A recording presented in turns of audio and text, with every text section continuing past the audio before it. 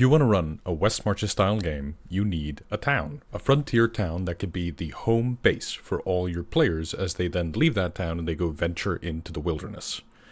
I have a game coming up next week where the players are going to a town and I haven't prepared it, so I figured I'd just go live and we go make a town together right now. And that's the plan for the stream. Welcome to Mystic Arts. My name is Daði. I'm a professional writer and director, and I've been DMing for over 10 years. And if you're watching the VOD right now, I'll put a timestamp on when I actually start prepping the town, but because this is a live stream, I first want to say hello to chat and talk to everybody, and I want to show them the game I was playing this weekend. Spoilers, if you can recognize that. In the interim, hi everybody, how you doing? Did I get the audio this time? Hell yeah, look at that. Maybe I've figured out how to do live streaming. Hi, everybody. I just came from a cabin trip. Literally now. I was in a cabin this morning, and now I'm here, as you can see. And we were playing DRAGONBANE. And I just want to switch off the blur background thing so I can show you. I got this starter box set when I went to the UK. I went to UKG, UK Games Expo. And I bought DRAGONBANE. I went to the Free League booth, and they're the creators behind Tales from the Loop and the One Ring system and a whole bunch of other stuff. I'm certain I'm forgetting something. Hang on, there's a little game catalog here that I can use to remind myself. Walking Dead, Blade Runner, the One Ring, they put a little pamphlet here. Vaesen, I don't know. Mutant, Year Zero, Forbidden Lands. They do a whole bunch of these games, and I decided to get DRAGONBANE because I've been wanting to try a few more OSR-style games, and I figured this is the one I saw. I really want to try Shadow Dark, but they didn't have it at UKG, or if they did, I couldn't find it. It was a big convention. But this was a lot of fun. I meant to play all day, and I sort of got burnt out. I kind of bounced off the system. I think it's not for me, but I wanted to talk a little bit about the starter set itself, because the box is tremendous. And I've got a whole bunch of little knickknacks all around me that I wanted to show you. Because if you've been a fan of the channel since we started, 9 months ago now, you would have seen my review of the 5th edition starter sets, and one of my biggest criticisms about them was the fact that they were largely hollow. They were boxes, they were this size a box, but about half of it was a little cardboard that was meant to make the box look fuller than it was. And I was so happy when I opened this and I saw it was full of stuff. So I'm just going to show you some of this stuff, because I'm a little nerd and I get excited about nerd things. So it had a little game catalog for Free League, which is just an advertisement. It had this adventure for playing alone, which I thought was basically the Chaosium sort of choose your own adventure style, but really this to me reads more like literally like I want to play D&D, but I don't have anybody to play with, so I'm going to go play this instead. Had a thing introducing DRAGONBANE, and look at this. I don't know if you remember that video where I complained about the starter sets, but this comes packed with pre-mades with a whole bunch of stuff on them. God, I don't know how much of the camera's going to pick this up. It's going to sort of blow it out with exposure. But it also comes with empty character sheets. So you can both make characters and have a pre-made if you don't want to make a character. They make it look so easy. And look, it comes with a lovely poster map. Honestly, I wish I had had more fun playing, because the art style is fantastic and I just wanted to live in this world. This is the starter area. Whoa. God, look at that. This is the town you start in right here. I'm going to have to pull it away from the light, otherwise it's all going to overexpose. Here's the starter area, outskirt. And we went and we played through, this is the Ritter Mound, this dungeon here. And we were going to go do this mine, and then I read it, and I was like, I don't think we have enough time to finish another dungeon. And I'm going to have to make up the end of the plot, because I don't know if we're going to play again. But I didn't mind that. It was a fun cabin trip anyway. And look, if you're on the fence, this sold me on it. You could play as a duck man. This is the rule book, DRAGONBANE, and there's a duck man that you could play. This is basically It's like Darkwing Duck, if you grew up with like Donald Duck comic books and stuff like that. I thought it was kind of amazing. And you've got all the rules you need to make characters. You got the species here up front, then you got some classes. And this is it. This is the fighter. That's all it is about fighter. There's some stuff about gear, a nickname, a little bit of text, some skills. That's the whole class. You really, you don't get much loot from leveling up. You don't get much like abilities or anything from leveling up. And I thought you'd get it all from your loot. And then as we played, we thought, you know, the loot was a little bit, it was a little disappointing. I was hoping that there would be some, you know, whack magic items and stuff like that in the dungeons, but I didn't find any in the time that I played. But look, they don't have any minis in here, because how could they? But instead, they packed it with these standees. So here you got an ogre, and you got a dragon. I'm bumping the microphone a lot. Hang on a minute. You got a demon. This game is all about dragons and demons, down to the fact that a fumble is called a demon, and a dragon is a natural one, which is good, because it's a roll under system, so you have a skill, and if your skill is 17, that's really, really good. That just means you need to roll lower than 17, which should be quite easy. But look, if you roll a 20, which is a demon, you can see, I don't know, maybe you can't see, there's like, the 20 is the shape of the horns on the demon icon on the die. It comes with these little plastic standees you can use. And I was running this adventure and I was thinking, you know, I really wanted to try more sort of OSR games, and I'm having a lot of fun with that. And I'm having a little bit more time, because one of the big reasons I just haven't tried more systems recently is because I've been very busy at work, because I was finishing up a huge project there at Echoes of the End, which is out now. And now I'm going full-time YouTube, and I'm like, let's carve out a bit more time to play some of these systems that I've been buying over the last couple of years, including Dragonbane. I've got Daggerheart and Pendragon, and I'm going to carve out similar weekends just to go play them. Same with Call of Cthulhu. I've been really excited about Call of Cthulhu. For those of you who've been in these streams before, you might have seen me geek out about that. Quack magic items. That's funny, yeah. The spells are really weird in like a fun way. The wizard was so fun, and Magnus was playing the duck, the pre-made duck, and he was a knight, and he would sort of quack along as he walked. That was so hilarious. Oh, thanks so much, Lufhoved. Thank you. I really appreciate that. Look, you got gear. These just sort of big tables. And then you got all the monsters you need here at the back. And basically, I think... I might be wrong, and maybe I'll learn something else if I read the core rulebook, but basically you can fight any monster at any point. The idea is that you don't become stronger and stronger and stronger like you do in D&D, where suddenly goblins just aren't a bother, but instead you are always kind of, you know, on the back foot, and everything's a little bit scary, but it's also heroic. It's kind of... I was hoping it was less heroic than it ended up being. So if you want something like OSR, but you want it to be more heroic, I think this might be closer to what you're looking for. I'll do a full review on this eventually, because I wanna talk a little bit about other games and what I'm learning from them, because some point along the way I wanna take this stuff and I wanna make into a video game. I have no idea if I'm ever gonna manage that, but I'd love the idea of at some point along the way getting to make a video game that is sort of OSR, hex crawl, dungeon crawl kind of thing. And yeah, so I was running this adventure, and this is where the idea for the stream came from. Hang on. Let me see. And I saw this map. This is the map of the starting village. Hang on. How do I... Everything is backwards. Look at that. It's got this palisade around it. And it's on a hill. It's got a temple in the middle. And in my last session of my regular game, I described the town looking exactly like this. Now, I won't use this town verbatim. It doesn't fit the theme I was hoping for, but this is sort of a frontier town in the middle of a dangerous wilderness. So, you know, I think it was sort of perfect for that kind of idea. And in general, Dragonbane is very classic in that sort of way that West Marches wants to emulate a lot of the time, because it's all about the idea that there is this frontier town and then you go out into the wilderness.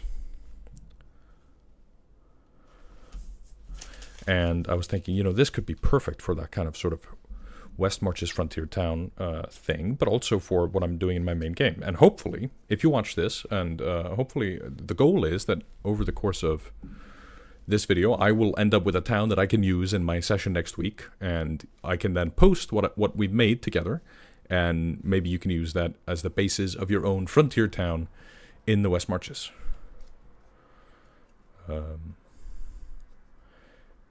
So hi everybody, C3 Squared. Hello everyone, I just subscribed yesterday for watching a couple of videos. Hey, welcome to the show.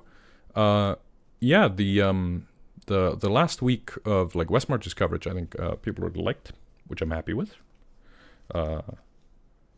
Very happy with that. And look, it comes with a bunch of cards. There's initiative cards. The initiative in Dragonbane is probably the coolest thing they have. It's you draw these 10 cards, and that represents your turn. But if you want to dodge an attack, it removes your initiative. You use your turn. So before, you know, you get hit, and if you get hit before your turn comes up, you can spend your turn in, you know, in the past or in the future to dodge now. You take a reaction, but it spends your turn. And that meant that turns were fairly quick. The only part where it sort of slowed down is that that kind of meant that basically,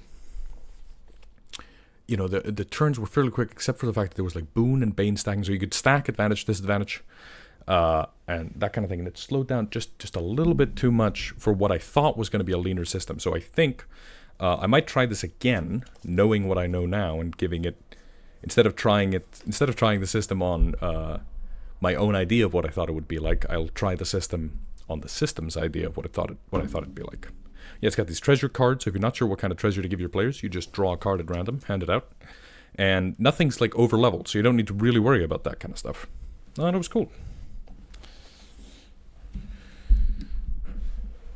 So yeah, it's Dragonbane. I just wanted to geek out about Dragonbane for a second. Can this stand here? Will that work? I don't think so. I'll put it over here.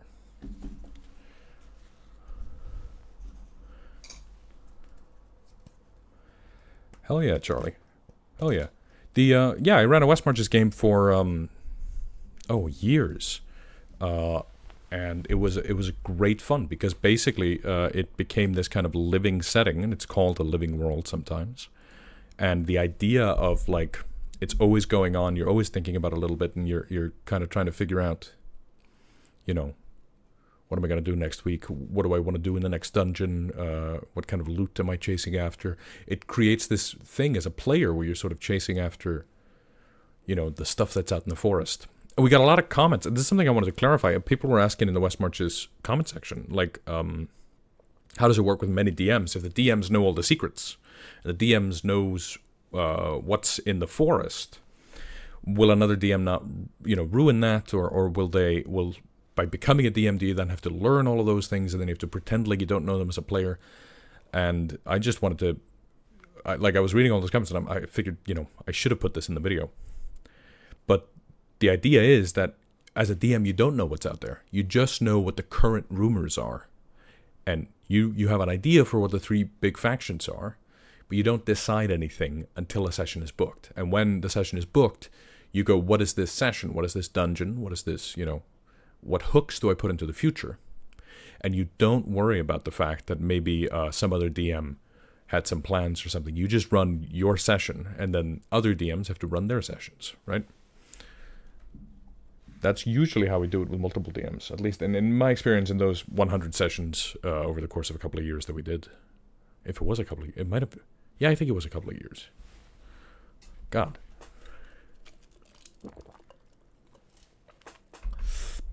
Blah, blah, blah, blah, blah. So, that was Dragonbane. That was a lot of fun. Next up, I want to try and get Shadow Dark. I couldn't get it in my local nerd store because apparently they couldn't get it from their retailer that they use to ship stuff in, because I'm in Iceland. I'm an Icelander. And apparently it's a little difficult to get certain things. So I'm probably going to have to buy it from the distributor and then give that a go. And maybe at some point I'll make a video comparing Dragonbane, Shadow Dark, and old school Essentials and maybe Dungeon Crawl Classics, which are the sort of big OSR systems right now. Dave D. Did I ever play Fabula Ultima? No, I haven't. I don't play other systems that much because I genuinely, I'm playing so many games, so many campaigns in this one world that I run, that I don't, it's very rare that I find the time to go and try out a new system. And the only way I got this done, by the way, is I texted my players and I'm like, I've read the rules once. I'll lend you the rules manual, meet me at a cabin, and we'll all have drinks and we'll make food for each other. And then I'll read the adventure in the cabin, this adventure, and I'll try and figure out how does it work. And we'll test it. You will have to read the rules so you guys understand what the hell is going on. And you're going to have to correct me on how the rules work when I make a mistake. And I just put the onus on the players. And I said, if you want to play this weekend, that's how it's going to work. You're going to have to learn the system. I've read it once. If you can all read it once, then hopefully we can all, understand how that all works, right? What systems do I play? I mostly, at this moment, I almost exclusively play D&D 5th edition, 2nd edition.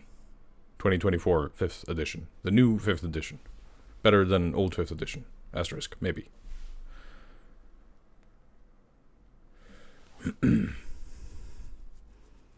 Shadow Dark is great. I played it once, but with a YouTuber. Hey, that sounds cool. Yeah, I'd love to play Shadow Dark. I think what I was hoping for with Dragonbane is that the game would be more lethal, but it turned out to be very difficult to kill a player character. I tried my hardest, but it didn't work. Hey Daði, do you carry over OSR ideas and philosophies in D&D? Absolutely. Questing Beast is a dungeon tuber who does OSR systems, and he's the creator of the Knave system, which I also want to try. And he makes a bunch of videos about OSR stuff, and I think the OSR is fascinating. I really like the 5th edition system. I usually bump up against various other solutions, and like for this had the roll under system, and I sort of bumped into that a couple of times because when it's roll under, you don't as a DM you can't like inflate DCs and stuff like that.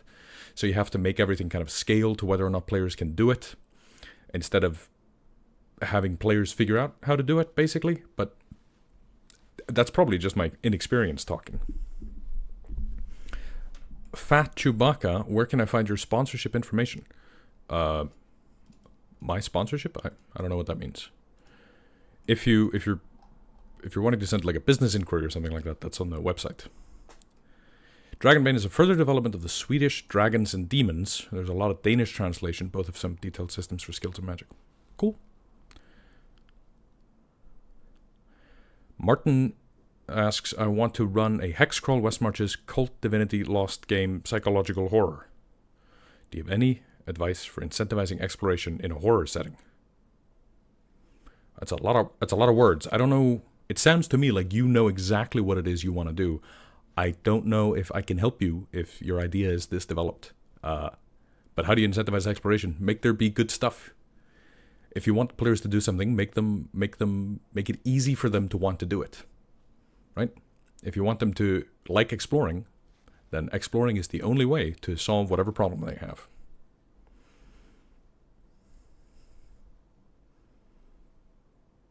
Our group has used Advanced 5th Edition for our latest campaign. They did great with exploration, but everything else felt bloated.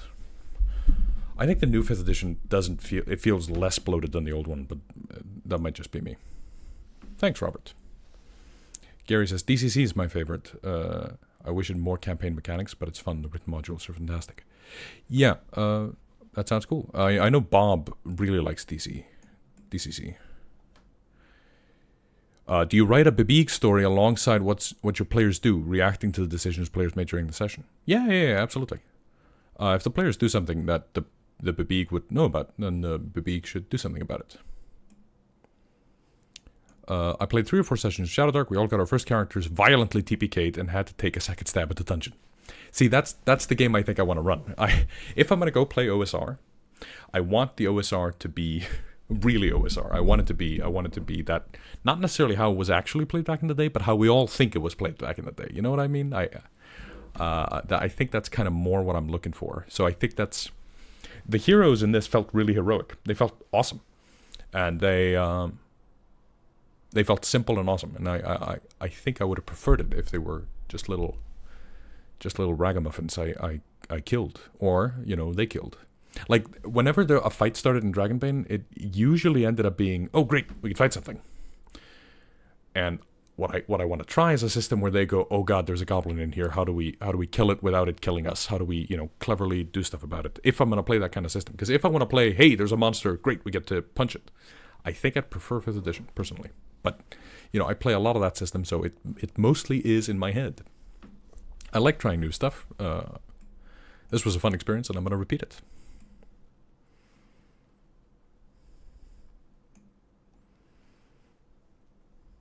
Yeah, Peter Hansen says it's the roll under. Basically, it's the only thing I can do is add boons and banes. Yeah, that's sort of what I realized. There was a difficult thing they wanted to do, and I'm like, do I just say it's a double bane? God, that feels awful, because then they're way more likely to crit fail, and there's like a whole table for crit fails, and they're all optional rules. Oh, that was weird. The system, I think there are like 30 optional rules in the starter rulebook. There might be fewer. There might be 20, but there were a lot. And they're all optional rules in a starter rulebook. And I don't know why I would or would not pick them. So I just went, let's try them all. And I was either going to say, let's try them all, or let's try none of them. And because I wasn't going to do any picking or choosing, because I don't know anything. So saying, let's try none of them, I think the game would have been too simplistic. And let's try them all, I think the game was overly complex. I don't know why you'd put optional rules in a starter set.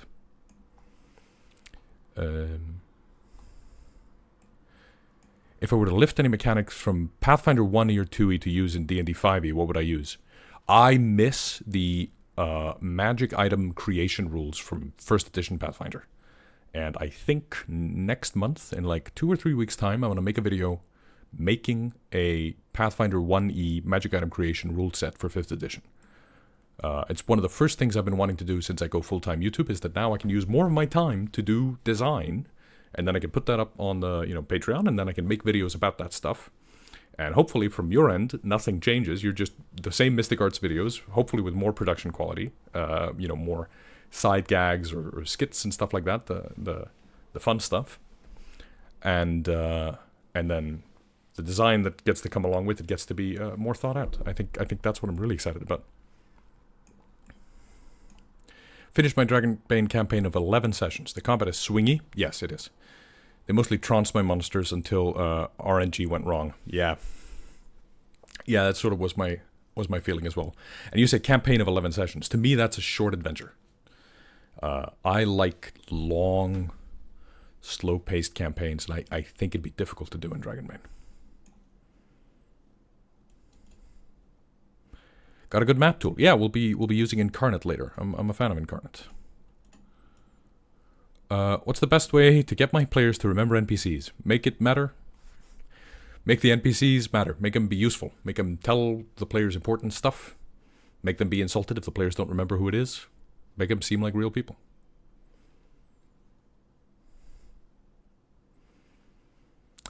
Your tip on not to save your cool monsters for a special time was helpful. Yeah, the players have been battling unique faction leaders for 3 sessions in a row and loving it. Absolutely. You should treat your campaign like it might end tomorrow. You never know. Go do the dope stuff immediately. I'm not looking at Vast in the dark. Red Soul, I answered your question already. No need to repeat. As someone who's running Spelljammer West Marches right now. Whoa, that sounds cool. How do you do that? Man, there's so much going on in chat. This is what happens when I start talking about systems. Everyone's like, I know systems. Let me tell you about my favorite systems. Awesome. Love it. Do I have interest in Mothership? Yes, I really want to play Mothership.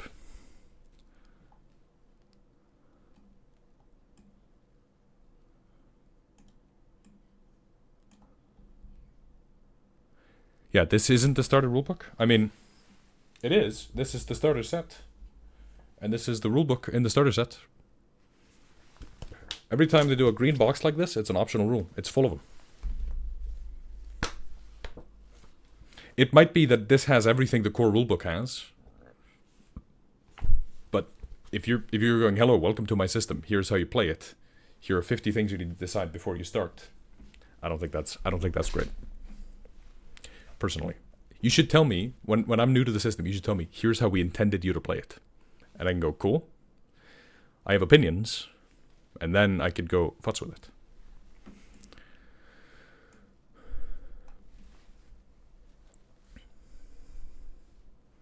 Thanks, Magna. That sounds awesome, LT.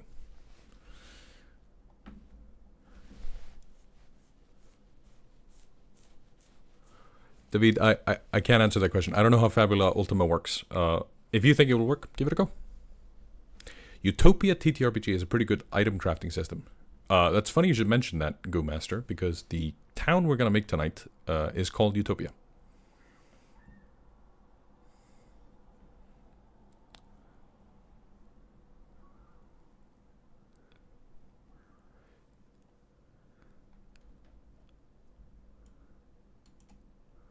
I love green boxes, yes.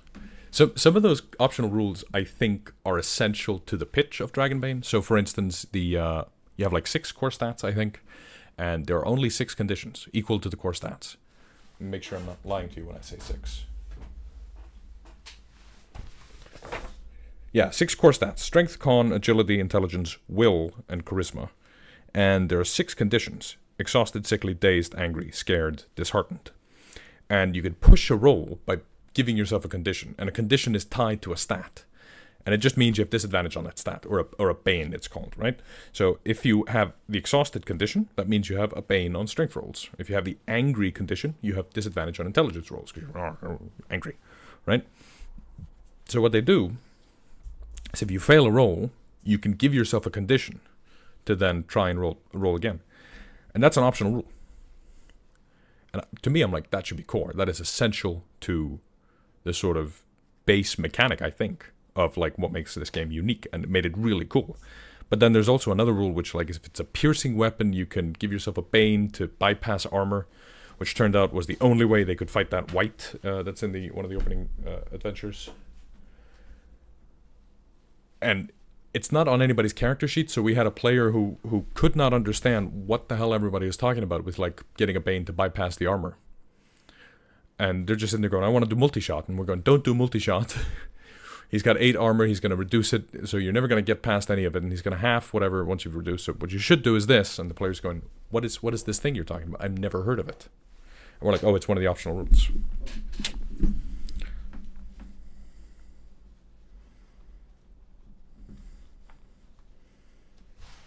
Do you think you would check out Daggerheart? Yeah, I'm gonna play Daggerheart. There's a setting in that, one of the campaign frames, called Drylands of the Colossus, and that spoke to some primal part of me, and I'm gonna run it. I just haven't done it yet, and I will eventually.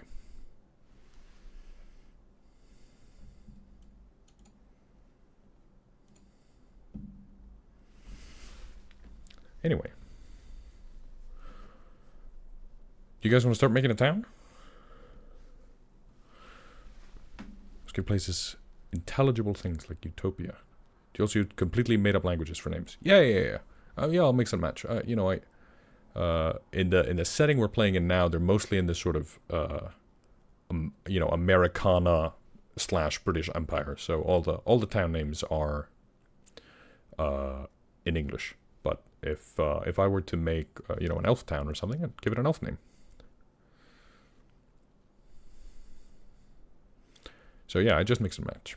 Daggerheart review when? When I've played it. When I've played it and run it, ideally. Both. Drylands is awesome. Yeah, get the Attack on Titan music. Yeah, absolutely, Prince. Colossus of the Drylands, Turkleys, that is so cool. So what it is, it's a massive monster, but each part of the monster is its own stat block. And they're lean. Like, the stat blocks are teeny tiny, but they've got a bunch of cool stuff on them. So you go like, oh, I attack his leg, I attack his body, But there are different ranges away from you, because it's a huge thing. So, yeah, I really want to try that. And the art is like a train titan, and and there's like a cowboy with a gun. I'm like, They did it for me. For me!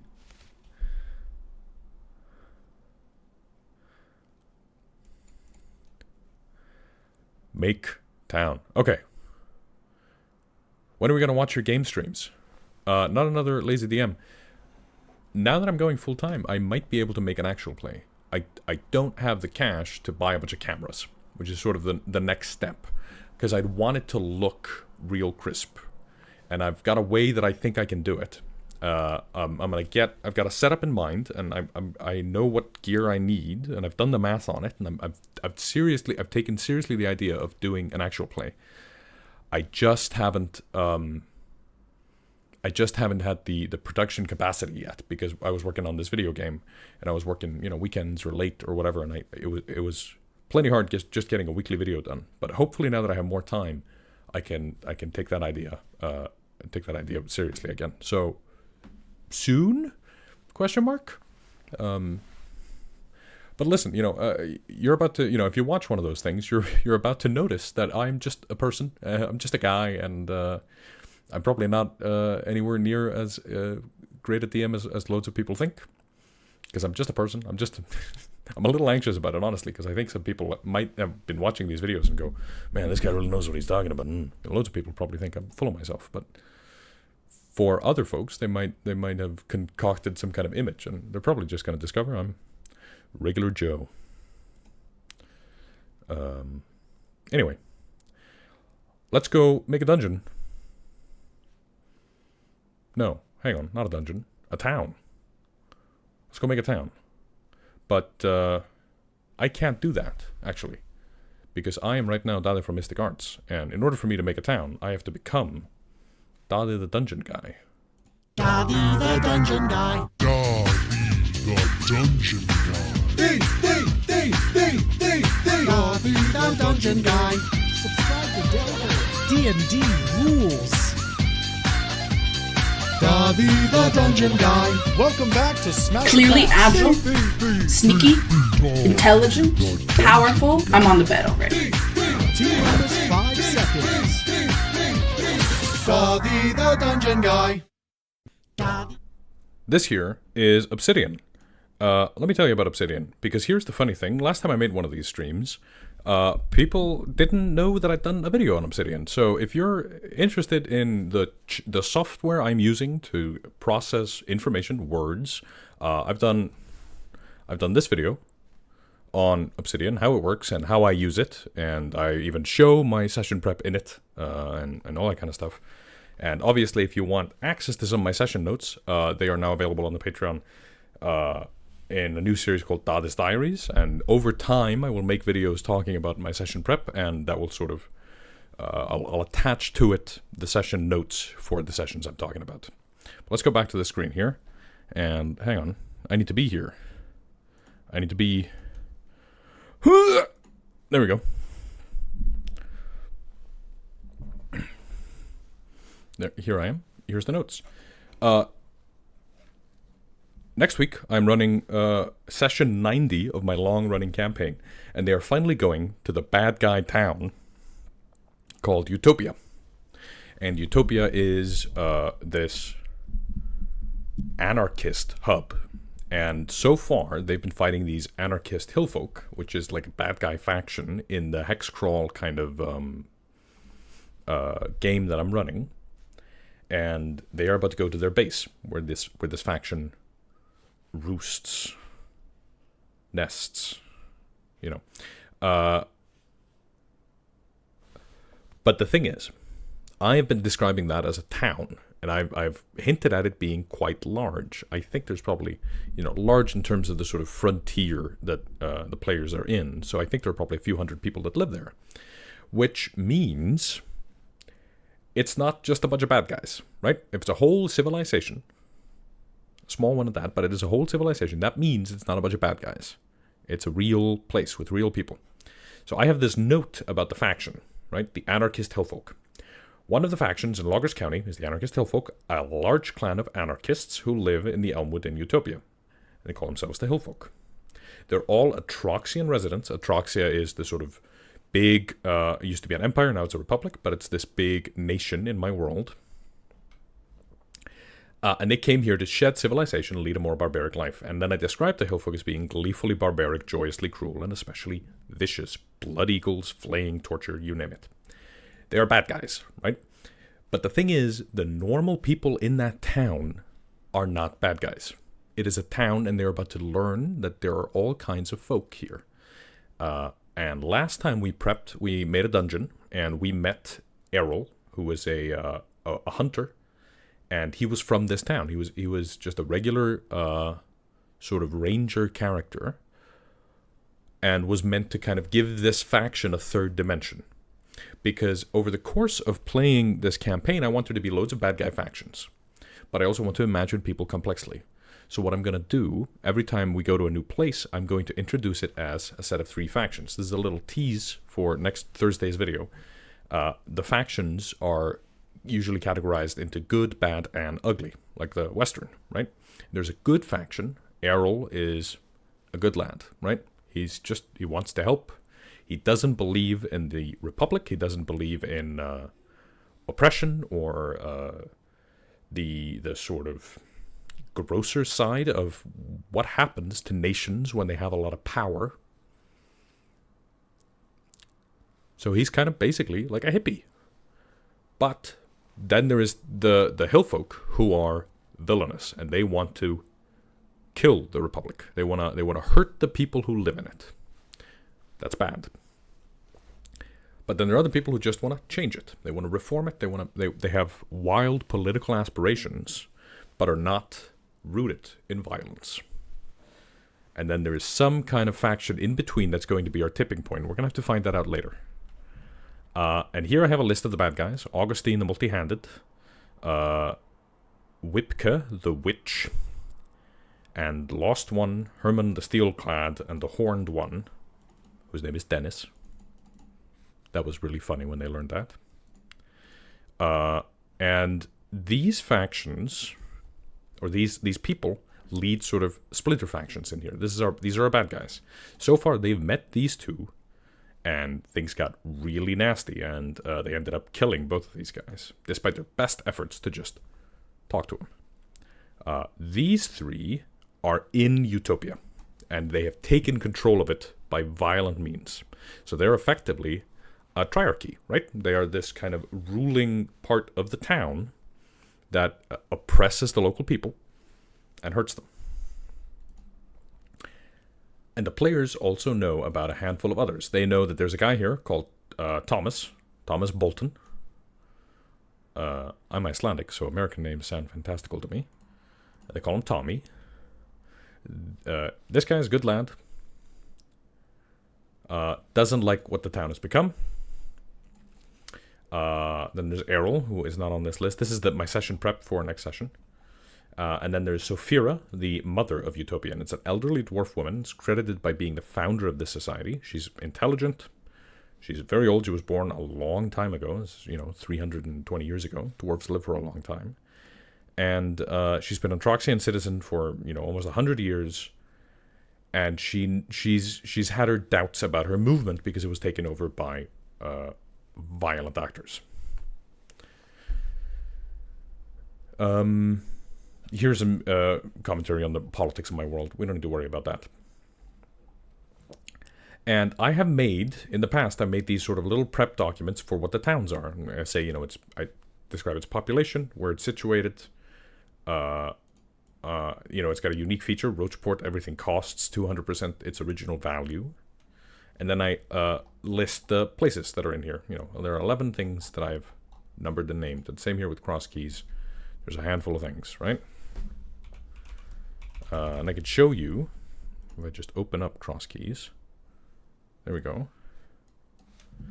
You can see, this is the town. And you can see, there's some numbered spots. And then we can cross-reference it with this. And you can see CK4, that's the ferry house. Two houses used to store tools for repairing rafts, spare ropes. Right, we can go to CK8. That's Frank's pub. The pub is owned and operated by Frank Lee, a last war veteran who fought tooth and nail to defend the town the last time anarchists attacked, right? He's been organizing a gun day with the locals, teaching them to aim, load, and shoot to defend from the anarchists. It's very frontiersy. It's very, Lewis and Clark or or cowboys or westerns or whatever. Are you making the frontier town an Orthon? Yeah, it's my setting.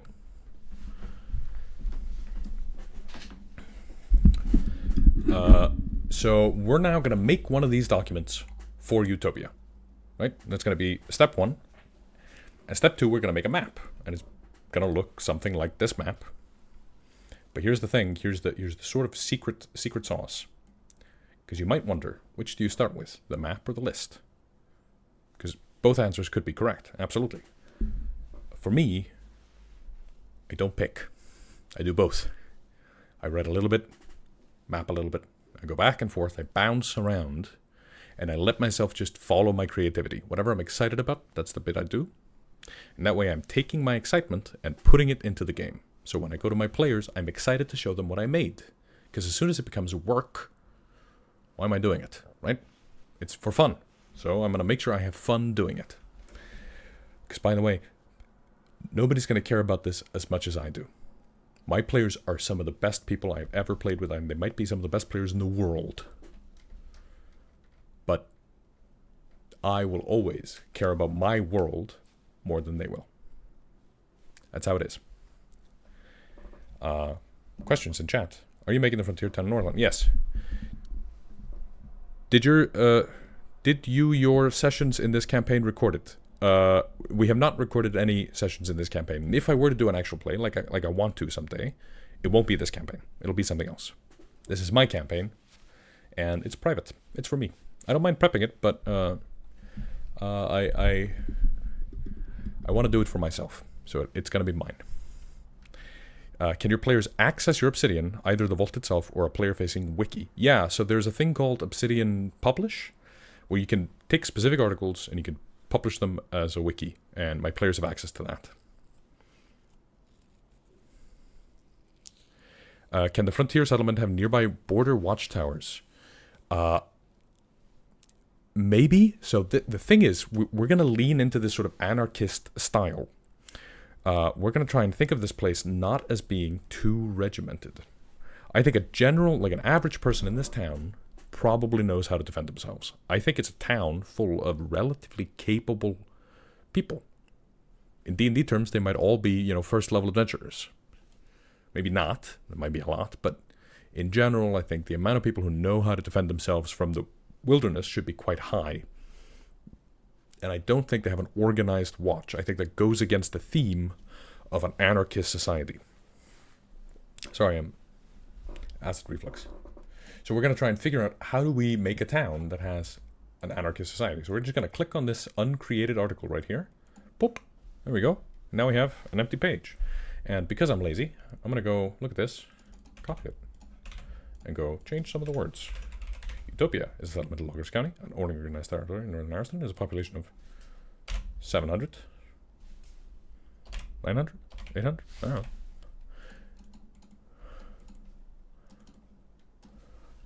Most of whom are capable hunter-gatherers. Came here to pursue an ideal, let's say an idyllic lifestyle. And I don't know how to type words, so I use the thing that helps me type words. All right. What is in this town? Yeah, what format do I use? 4?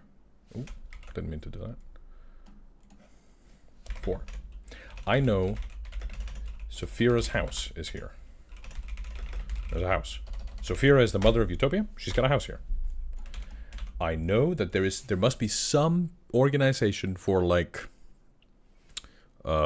defending the town. I don't think it's a town guard. I think it's some kind of militia. And I think there's somebody who usually organizes the militia. Right? There's a house. Sometimes when I don't know what to put somewhere, I just put example description. Script. That's a word. And I go blip. And I know that there is the witch, the auspicious one. No, the multi-handed one, Augustine, and the lost one.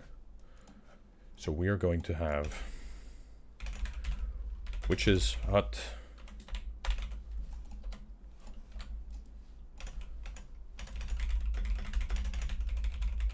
Shrine to the auspicious one, which is the god that the multi-handed one worships. And the grotto, which is where the elf is. Right, there's an elf. It says here, the lost one is a genderless elf who's lived for hundreds of years, driven mad by its isolation until found and adopted by hill folk. It think there is nothing to be...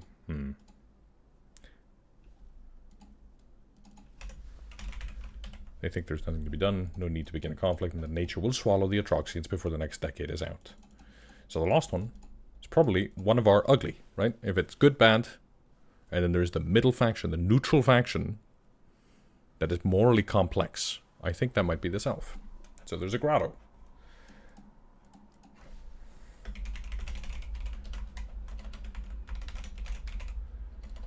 So, Sophira Weave Spinner.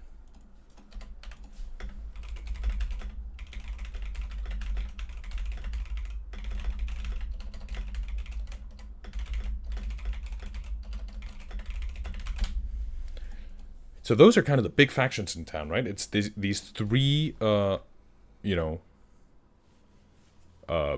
guy factions, right? There's this militia. Maybe there's like a hunting something, you know? Hunters Society. Oh, and because if we go look at, stand by,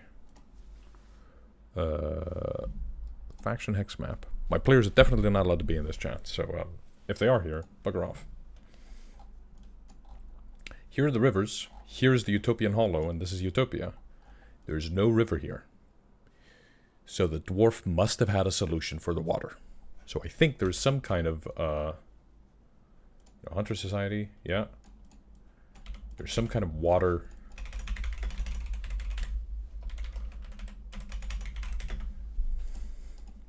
Because whenever you're making a town, you got to think to yourself, what does a town need to survive? It needs food and water, and ideally firewood. Those things are things you cannot ignore in a settlement. Now, obviously, if you're running a high fantasy world, you could say, the mages, they create magic food or water. But in my world, I need to figure out where does that come from. Underground water. Yeah, let's do that.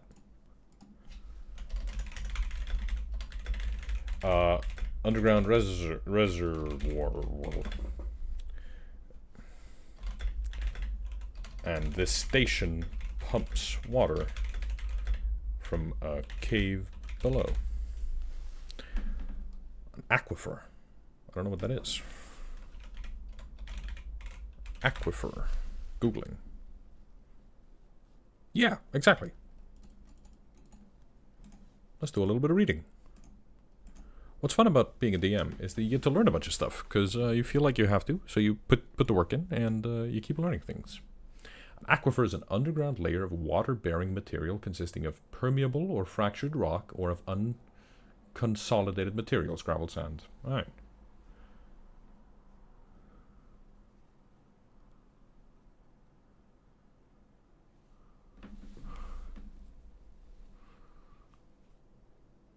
They are Dwarf Fortress players' worst nightmare.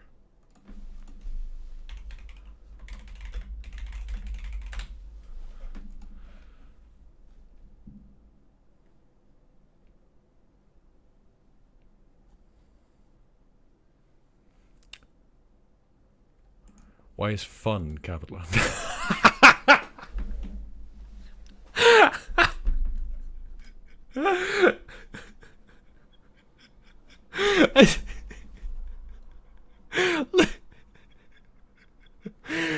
Oh. Yes. Bless fan wikis.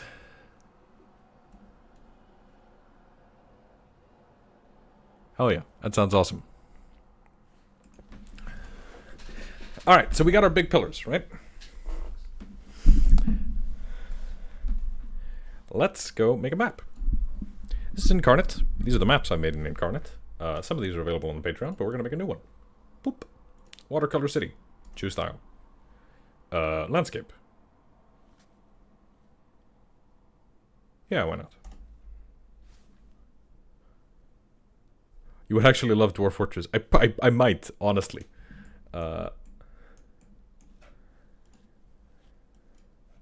get a big kick out of, like, games that I can just sink endless time into, because I like the fantasy of having endless time to sink into a game.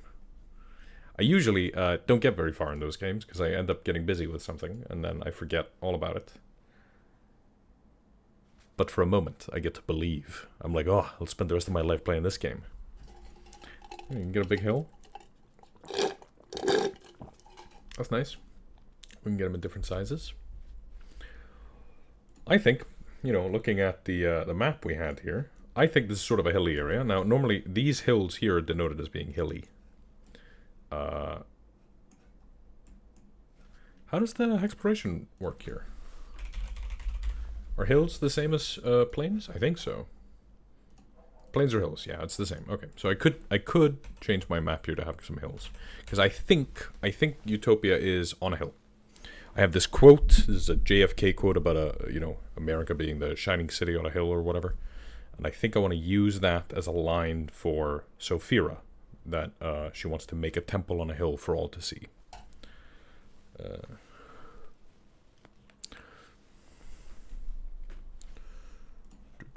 So, you know, I go boop boop. Look at that. And then if I put another one out here, then I think we've created a sort of mound.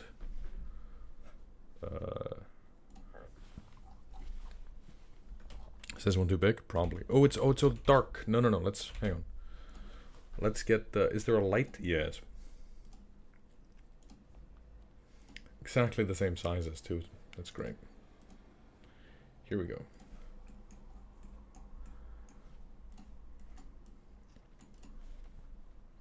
I'm not going to put it dead center just because I'll believe in it more if it isn't. Normally Incarnate doesn't have all this stuff in it if you're using the free version.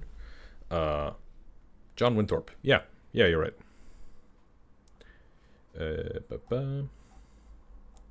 But I've got the premium version, which I've been paying for ages, and then I made a video on Incarnate and they sent me the free version. The premium version for free, but this video isn't sponsored by them. But this is what I use, so I'm using it. Let's see, Dark Hill Composites. God, there's so many more assets. Did they just add a bunch? They must have, right? Green Hill Composites, Dark Grassy Hill Composites. Here we go. So we don't need to actually make them all connect, by the way. We can just sort of have there be these squiggles on occasion. And they will kind of communicate, you know, hey, this is a kind of a hill thing.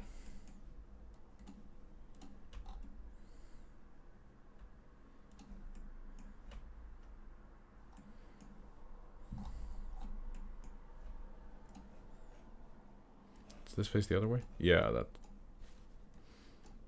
that feels correct to me. Yeah.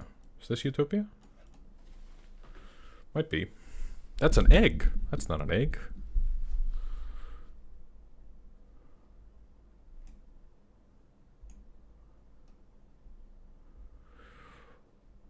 Ethan, any advice for DMs that struggle with finding inspiration, plot points, and adventure ideas? Yeah. Open a monster manual and flip through all the pages until you suddenly stop going, whoa, and then put that in your game. That's how I do it.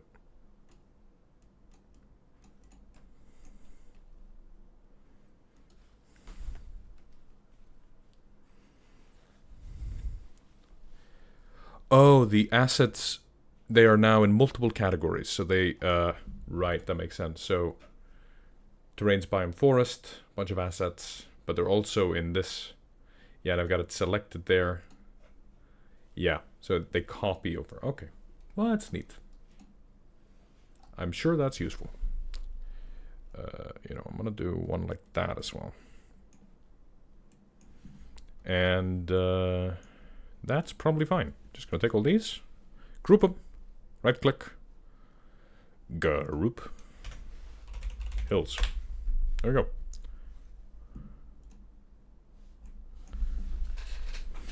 Oh, I gotta sit differently. Hang on. Got a little knee-in shot there, revealing to everybody that I'm wearing shorts and not jeans with this shirt, and it's all a facade.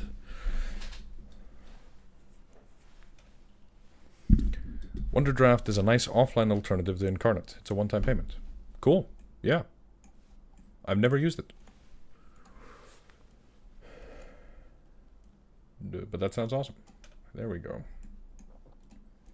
So I think the players are approaching from this side. And I think we need to find a big dwarfy box to put on top. Oh god, this is so much. I'd already memorized how it used to be. So now I'm just lost.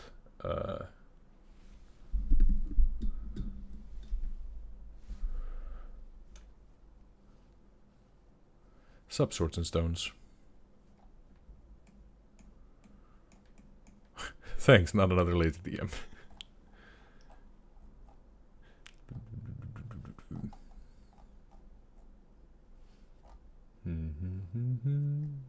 So what I want some kind of Dwarf Fortress. Maybe this? Runesmith. This could be our aquifer. Just type in search. But what if it isn't? Like if I type in dwarf, it gives me nothing. I don't have any dwarves. Fort.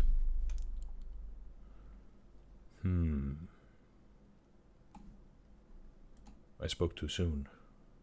See, I could pick one of these. That's definitely what I was thinking about. But I kind of like the Runesmith asset. That could be our aquifer, right? Why would they build it on a hill? I don't know. Dwarf science, I assume.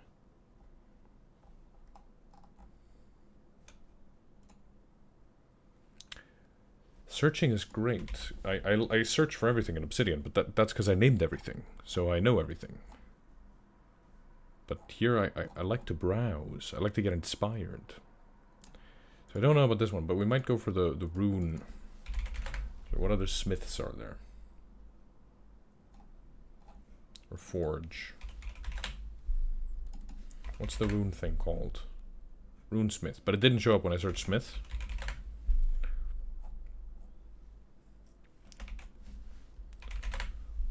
But it does show up when I search rune.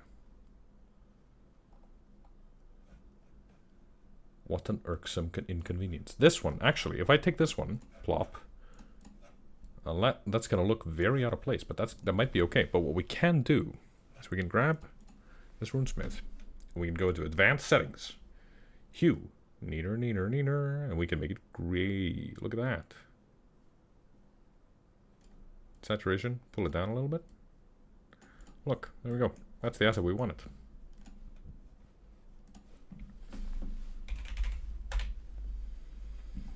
Now it requires me to remember how to type. It's one of my weaknesses. I can't type. Does this work? Look at that. Perfect. Hell yeah.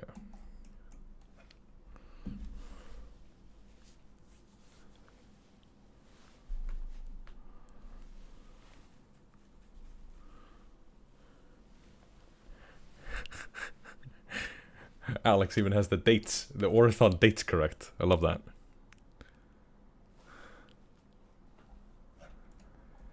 Yeah, I got used to the old headers too.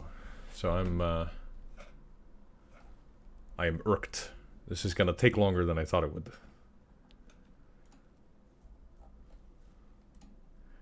Group by pack. Hey! That's what I wanted. Awesome. See, now I can just go, I don't want the ghost town, don't want the frames. Don't want the elves. Ooh, but there is one elf. Let's put a weird elf thing in. Ooh, look at that. That's where the elf is.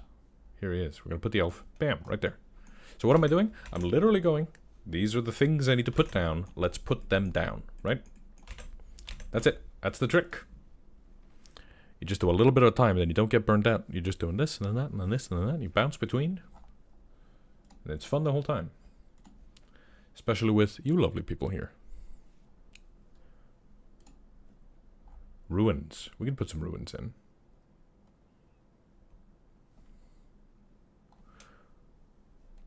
We'll think about it. Terrain, yeah, let's put in some of these sort of stairy things. Stair.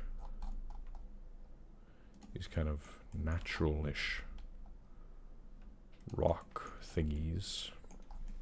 I apologize. God, I'm so belchy. How do you even handle me? Here we go. Look at that. Lovely.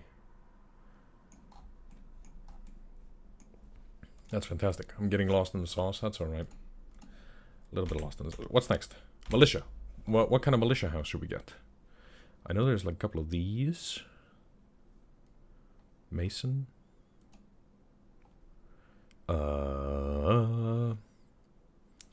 Adventurers Guild. That seems a little too...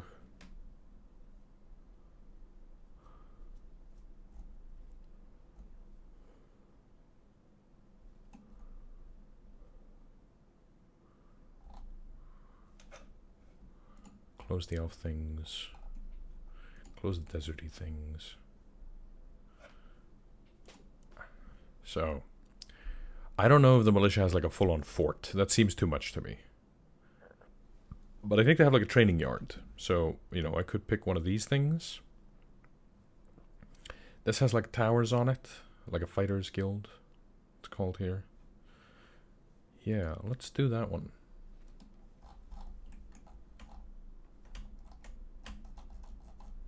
You can hold down control and you can rotate like this. You can beep, beep, beep, beep, beep.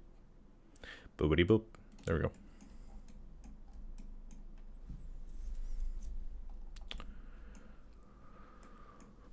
Good evening, Private 13.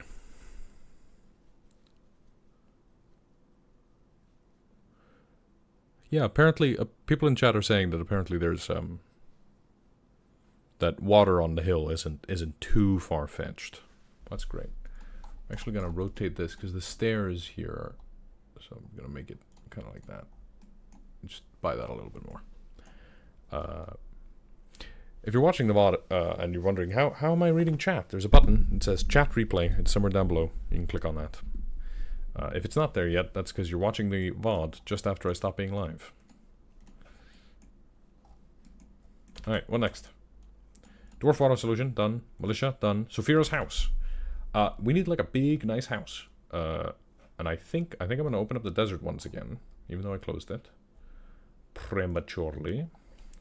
We're going to find a house that could belong to this dwarf who built a really nice place for herself. We're just going to do the same color treatment as we did on the runesmith. And that's probably going to make it look all right for us. A sphinx? No, I don't think she has a sphinx.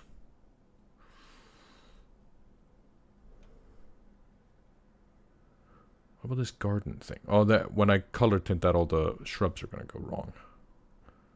This one, however, I probably could color tilt. I'm going to put it right here. And then I go hue, neener. Desaturate a little bit, and there we go. Look. That's Sophira's house, and that's her water solution.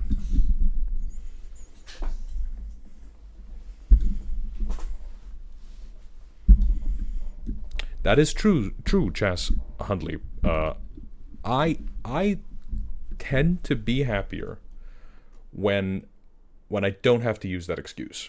It's nothing wrong with using the excuse if there are dragons and magic and we can do whatever. But I tend to like the idea that this world is entirely normal, except for magic and dragons, right? So, you know, it could be a secret magical plane to the portal to the plane of water. Like, you can do that. Nothing wrong with it. But personally, I like the idea of normal things being mundane. One of my favorite bits of my setting is there's a mountain called Sky's Rock in the south of Ariston, this continent. And on certain hot days, it looks like it's flying because of the way that heat is refracted off the ground at the roots of the mountain. And this is a phenomenon in real life. Sometimes if you're looking out on the water, it looks like boats are flying above the water. This happens. This is just an optical illusion. And I just put that in my game because I was like, there's this mountain, it's got this weird effect to it. There's nothing mystical about it. Maybe if I run an adventure there, we will find out that there is something mystical about it. But the way it looks like it's floating, that's just how the world is. Sophie, so low fantasy. Yeah. Yeah, exactly. I like my game fairly low fantasy. Now, a lot of people, I made a video about low fantasy, and a lot of people got really upset that I was using that word, because to them, low fantasy means the real world, actual Earth, right? Except you go to Narnia, or there's the real world, but demons are real. Like 1 or 2 or 3 fantasy elements come to the real world. But in RPGs, low fantasy often just means the world is mundane, and then there is also weird stuff, and that's kind of my game. Thomas, you comment that on every video. Good God.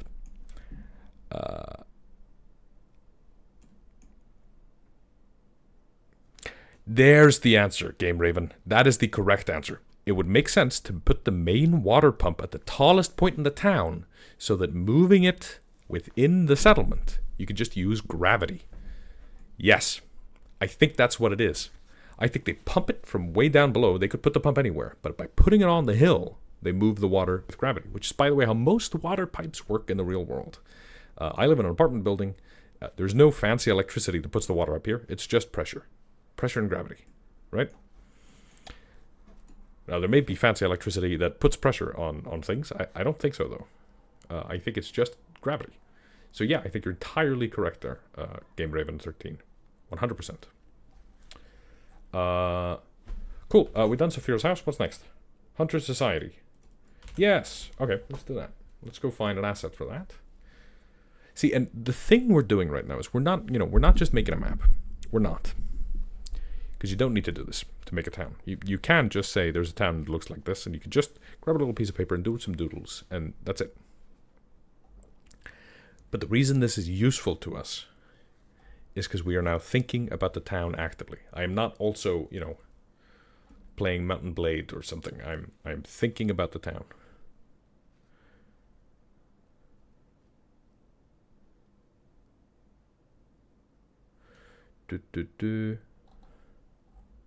So I think I'm going to put wells all over the town, like little well icons, and I think they're not wells. I think they're just reservoirs from water coming from a pumping station.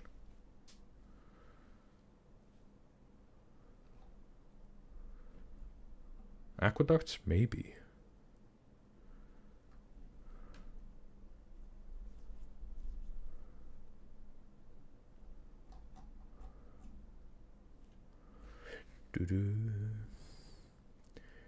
What's it doing? Hunters Guild thing. Is there not like one with training yard? This is the one I was thinking of. So I'm just gonna take this. I'm gonna put it like down here. Put a house next to it. And we can see the Fighters Guild and the Hunters Guild just right next to each other. That's alright. That's cool by me.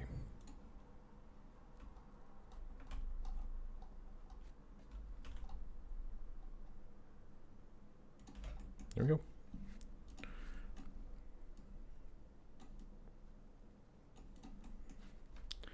I'm gonna grab one of these, put it right here. Can I flip it?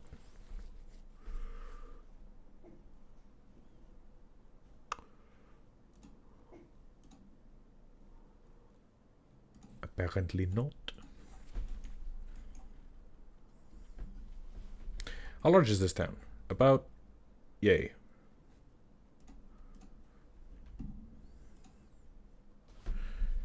What else do we got? Witch's Hut. I don't think that's this. It might be this. I want it to look a little creepy. She's the bad guy. She can live in a bad guy looking house. I think that's fine. Subtlety is for writers who are cowards.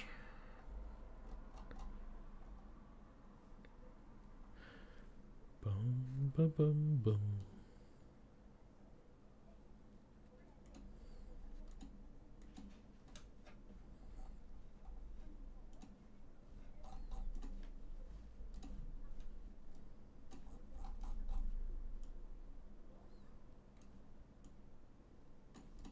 Look at that.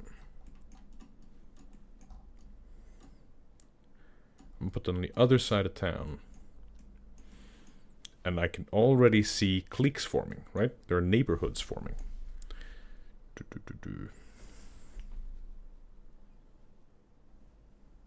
Aqueducts sound like a lot of infrastructure for an anarchist settlement. You're probably right. I think just a couple of wells, and then I just imply that there are pipes underground. That's something the dwarf did. She just built this. Because I can use this little icon. Almost like, can I... There are two kinds. This is like a fountain, though. There's nothing wrong with it. Oh, hang on. There was a... What's this? Simple well. Yeah. And I'm just gonna chuck a few of them here and there. You know?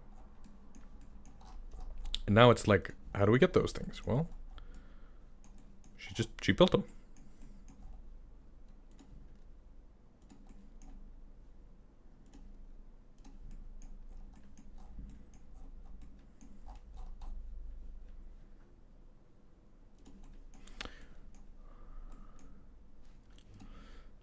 Maybe a couple of big ones, you know?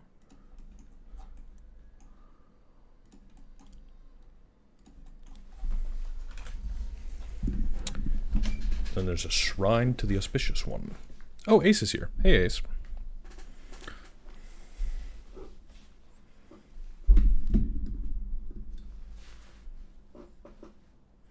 Yeah, you're completely right, Chas. It doesn't mean that they don't do infrastructure projects. I just feel like the visual of a whole bunch of massive aqueducts is like, we're going to think Romans. My players are going to go to the shortcut of like, oh, these are like Romans. I think there's nothing wrong with us putting an aqueduct in. That might actually be a great way to do it. So instead of having there be 3 of these sort of bigger wells, we might have there be like a really big well. Like this one. Well. Well, Ace, you've infiltrated my mind now. And then we put aqueducts leading from the pumping station to it. Is this an aqueduct? Platform bridges. Aqueduct. Is that how you spell it? Aqueduct. None. Well, we could use these sort of castle wall tools. Platform bridges. You know.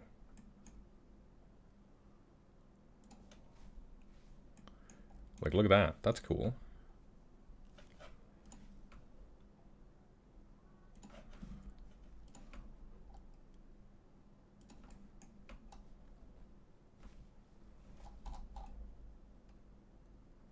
Nerd.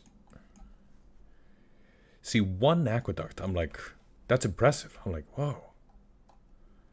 These guys know a thing or two. There's also like a construction worker character in one of my players. And I think he'd get a huge kick out of seeing this. I think he'd be like, I think he'd be impressed by these people. Which is kind of cool, because sometimes if you want your players to get really engaged with your world, all you have to do is just give them an excuse, like find out what they like, and put some of that in your game. And your players may surprise you as they go, ooh, you know, and now they're taking it seriously again. So we just move it, no. Oh, there's a flip here. No. So not like a down a layer? Down a layer. Oh, it's down too many layers. Hang on, let's take the hills. Move them down a layer. And then this one, if I move it down a layer, it should be under.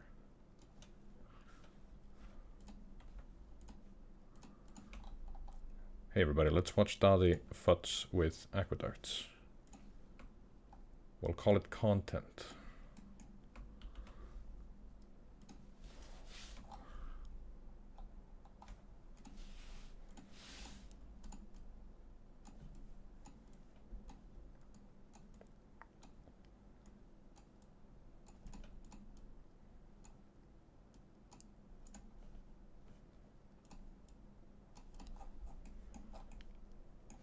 Look at that.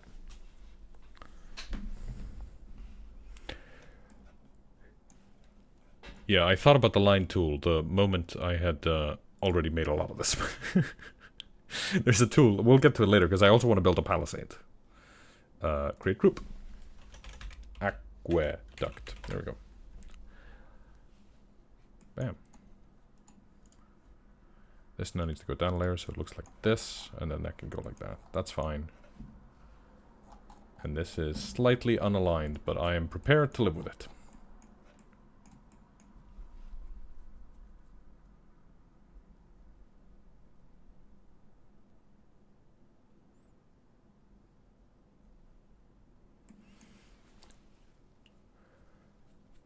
Aqueducts can be simple wooden things. Yes, but this is a dwarf. She had nothing better to do. She was having fun with it.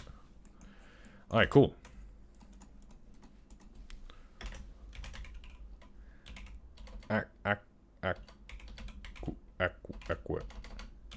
Aqueducts.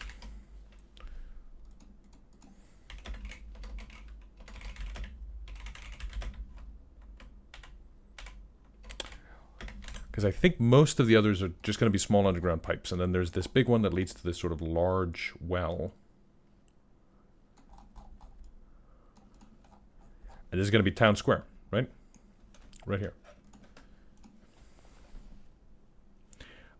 Let's make a palisade. Because I got bored. And we're now going to make a palisade. Line 2. Strike.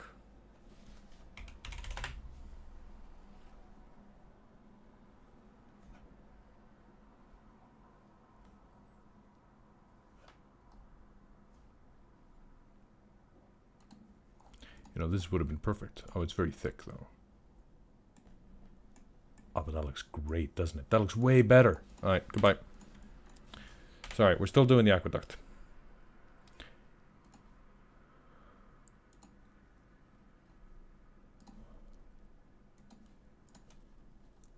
Bam. Way better. 100%. I can also just make it be straight. I can just go...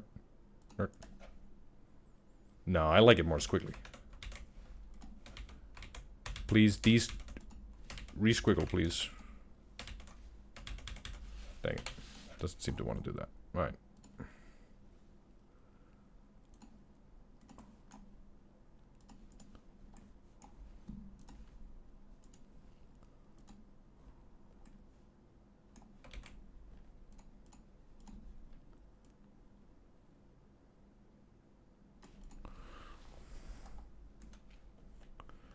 There we go. Make it thinner. Ooh. That's cool. Now let's get that. Those, yes. Because then I can also take this and I can do the same color treatment to it, I assume, right? Maybe not. It is not that advanced. Show guides, no. Alright, here we go. That's very cool. Very cool. Let's hang on. I was in the middle of making a palisade. A palisade is a wooden wall. Just in case you're sitting there going, what is this word he's using? And I think sometimes they're gonna do bits of that are off the hill, and sometimes not. So like here, they might circle this lady's house. I don't know, but I think they definitely catch this bit. So you can also free draw, and then you end up with a little palisade, which I think probably will look more palisadey, because otherwise we'll sort of go squiggle, squiggle, squiggle. Hang on, that didn't work. And you can then also hold and go. Oh, but that's pretty good. Yeah, okay, let's try and use the pen tool. Do.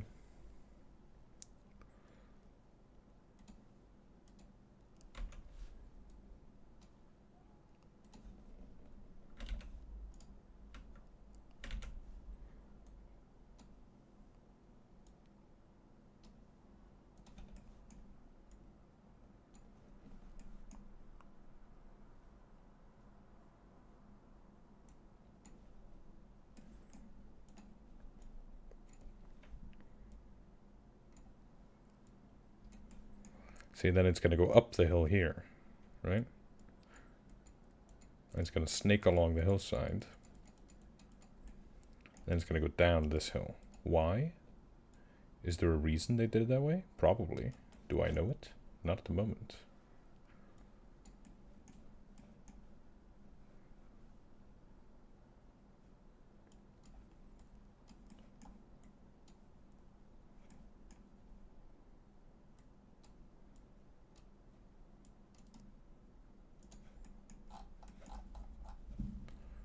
I'll need to plug this gap as well here. Look at that. Oh, that's gross. Why is it gross? So we can click on this. We can also make it thinner. Is this pretty? I don't know. This looks kind of gross, right?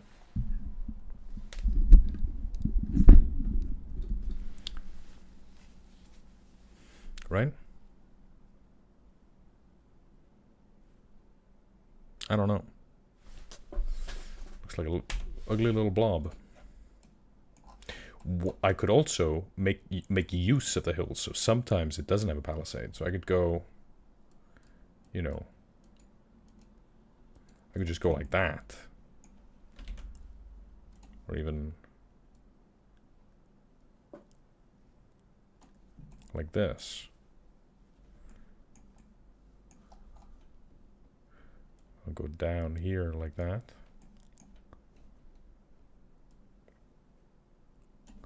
Like this.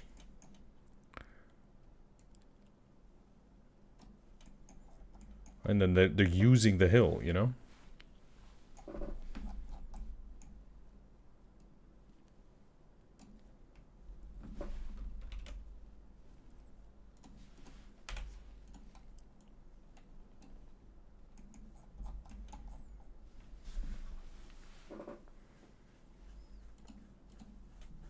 I think that's better. And then we'll put a little house, you know, gatehouse. Got this a bit too fancy, maybe. Yeah, this one. That one's a bit shit. Go, rotate. There you go. There you go. Probably gonna redo that wall.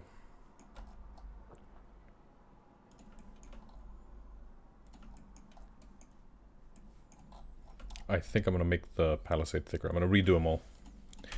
A lot of times, making things is actually just deleting things. It can be disheartening, but don't let it get to you. Because every artist you've ever respected has at some point thrown out all their art. The one they're working on, at least. Let's just keep this at 100% scale. And let's actually utilize the pen tool here.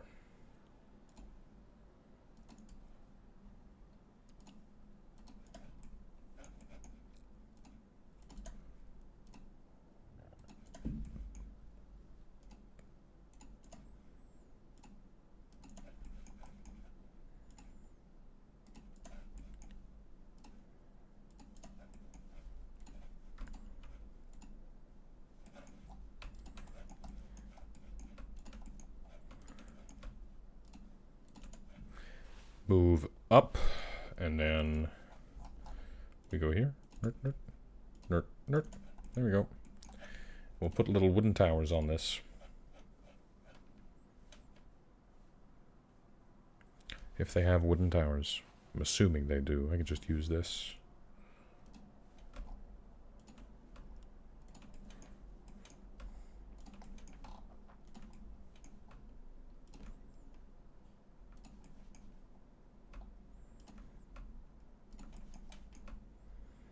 Could somebody, you know, just climb the hill? Absolutely. The hill's not impregnable, but an army won't do it, right? Too many gates, maybe. Maybe. Is there anything dangerous outside of the hill? Yes, the wilderness. Look. Look at all this wilderness. There's a whole bunch of forest everywhere, full of owlbears and achegs.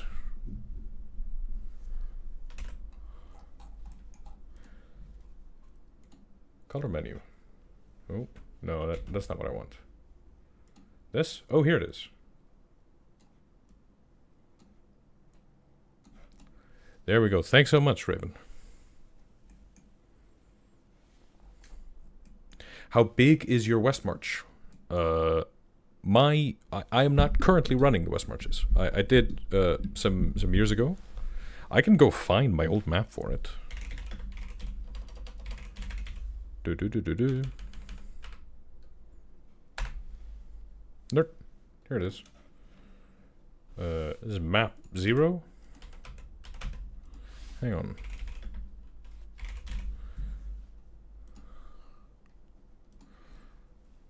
There we go.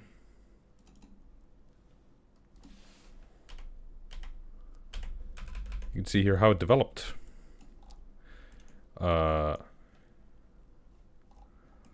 think this is about 20 miles from like the Thieves Guild to the Low Fog. This is what we did. We just put names on a map, and then you went, hey, I want to go to Bonebreaker's Camp. Okay. Then sub-DM has to figure out what is in Bonebreaker's Camp. And then somebody goes, I want to go to the Ancient Battlefield. And then sub-DM has to think, what could be in the Ancient Battlefield?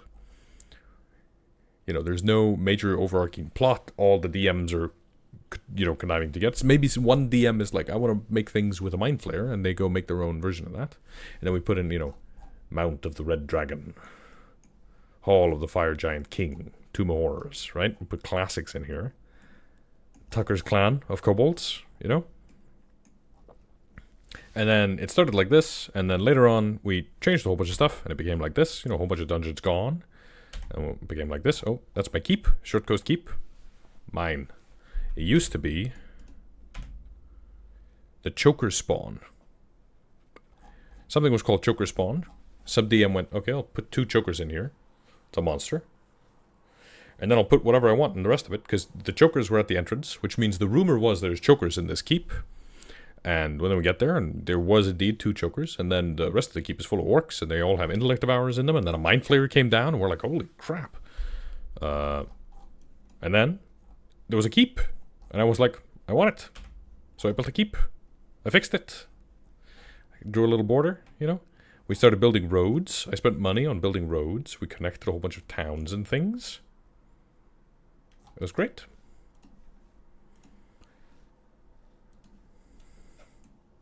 Do you always include a long rest in your sessions? No. How would I do that? Hey everybody. Stop playing D&D. You will now sleep. No. The players decide when to long rest. The DM gets no say in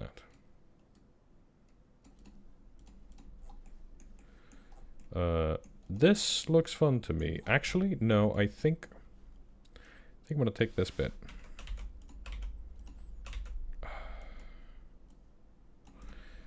Okay, piss off. I'm done with you. Rotate this and put it here. And then we can still put some houses here, and that's fine. That's just how it's going to be. There we go. This is starting to take place. I'm starting to like this. 4 gates. I'm fine with 4 gates. That seems reasonable to me. Shrine to the Auspicious One. Alright, back to the thing we were doing. Ba-ba-ba.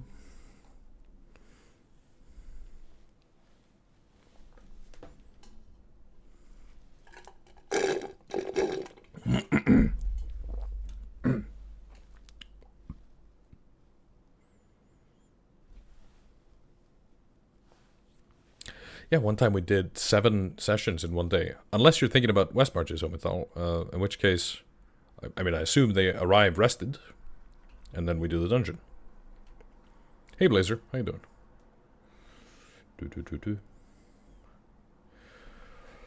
Shrine. God, the ADHD is doing its thing today.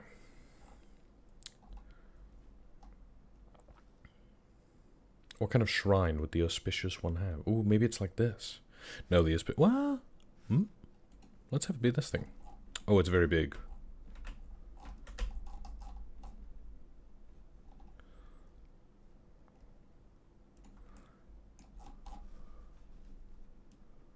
Oh, it's... Why is it at a bigger stamp scale? It should just be a hundo. Even then, let's just shrink it. We're just gonna make it smaller. That seems too much. Alright, grotto. Alright, we can make a grotto. Is that this? Yeah, that's the elf's grotto. That's fine. We'll just put a bunch of trees around here. Okay, there we go. Hell yeah. 7 sessions in one day? Yeah, it was crazy. How long were you guys playing? This was over the course of 2 months.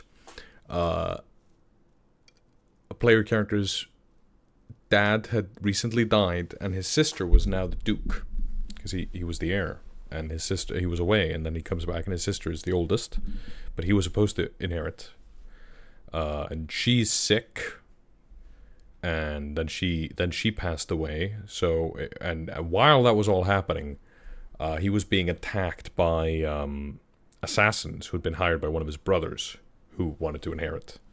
And there was also this whole drama with his other brother who also thought he should inherit. And a whole bunch of stuff happened. It was kind of crazy. But it also made it so that we got to that encounter number, that magic encounter number, that when you get to, you know, 5 encounters in one adventuring day, suddenly the 5th encounter is starting to feel really scary, even though it's no more difficult than the encounters preceding it, because the players are starting to run low on resources, and that's when they start clenching their fists. Yes, in-game day. Yeah. Yeah, no, 7 sessions. No, I think that's physically impossible. I play for 5 hours, so I don't think you have enough hours. But yeah, so they would get assassination attempts and all kinds of stuff would happen, and it was really tense. And God, the relief they felt when they got to take a long rest. And I do the same thing now with excursion resting. We do 7 sessions in between long rests, because they only get the long rest at a safe haven. So it's been great. I highly recommend. Sophia Weavespinner built this estate upon the hill when she settled here as a safe haven for all who need it. She constructed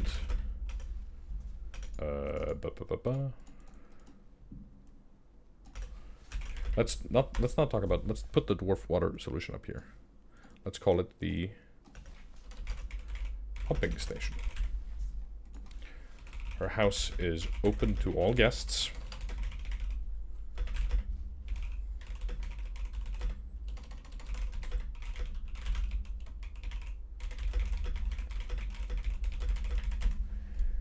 Pumping station. On top of the hill, there's a large dwarvish piece of arcano technology. It pumps water from an underground reservoir and feeds it into pipes and an aqueduct. Aqua. God, can you tell this isn't my first language? And an aqueduct that distributes water across the settlement.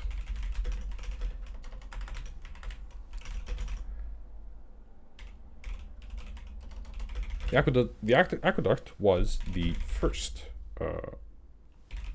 system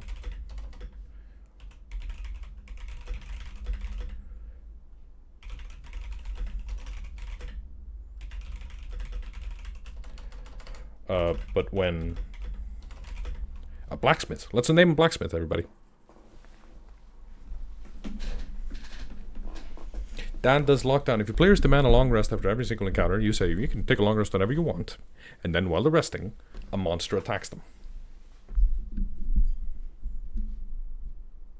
The players choose when to long rest. You choose when they can get away with it. Right? It's your job to put the screws on them, to challenge them. Brogan.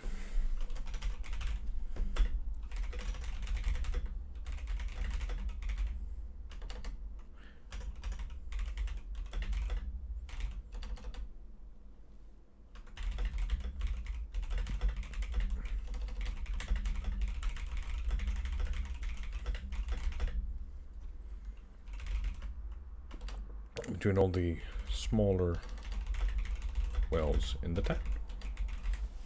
Right, so why is there just one aqueduct? Because that's the first one they made. Once this had done its job, more houses came in, and then there was a blacksmith. And the blacksmith was like, I want water as well. Blacksmith's probably not near this well, maybe he's up here. Brogan the blacksmith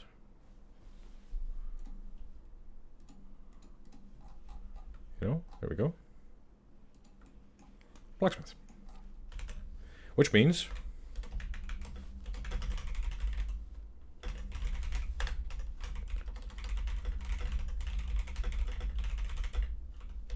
And a blacksmith here is important because the town they're currently in, the main town, Cross Keys, doesn't have a blacksmith, it has a whitesmith. The blacksmith died.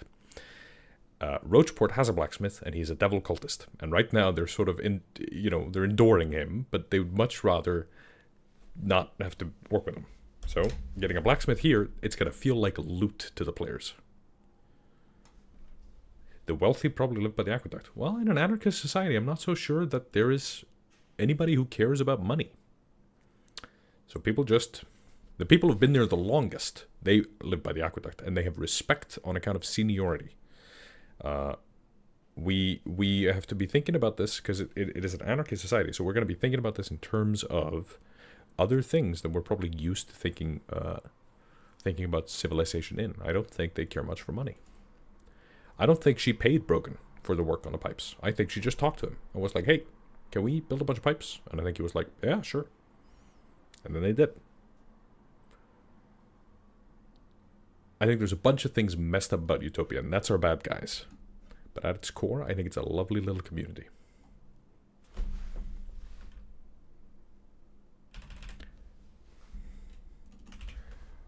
I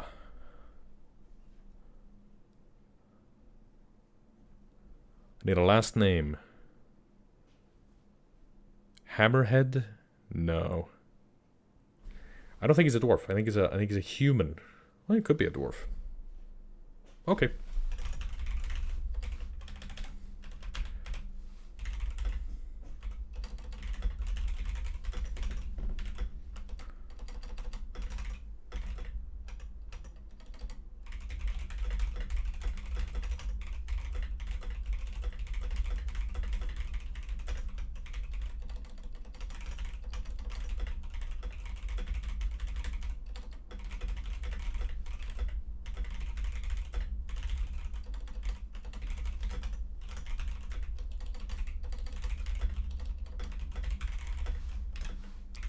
In older editions of D&D, a +1 weapon was not necessarily magical. You could have a +1 weapon that was masterwork. And Brogan here is going to be our masterwork blacksmith. Hey. Did your homework? You want to show? Oh, that's the... Oh, it's a DM chair. Oh, that looks great, babe. AB's doing her art homework. No show. No show? Okay. That looks great. You're missing all the doodles on the DM screen. Yeah, I know. What's the difference between a blacksmith and a whitesmith? A whitesmith works in softer metals, so tin, for instance, and therefore can't make things like a sword. So they go to town, and they're like, hey, I need a sword or whatever, and this person's like, no, I know how to make nails. That's the only steel I know how to work. Otherwise, I can make tin, or silver. Yeah, so in older editions, a masterwork weapon might not be a magical weapon. So, that's how it works in my setting. A +1 weapon is by definition not magical, and made by a masterwork smith. And I think Brogan's a masterwork smith. They will really get a kick out of this guy. This is how you make your town feel like loot. Like, they're going to go to this town. This is the third town in this area, right? They've been to Cross Keys and they've been to Roachport. They're going to get to Utopia and they're going to go, holy crap. We can get a +1 weapon? And this guy, I don't think he cares about money. So I think he might be like, yeah, I can make you a +1 weapon if, and whatever condition there is. Militia. We need a militia leader. Not a dwarf. He could be some kind of other species, though. Let's do a poll. What species is the militia leader? And the options are going to be Orc, Goliath,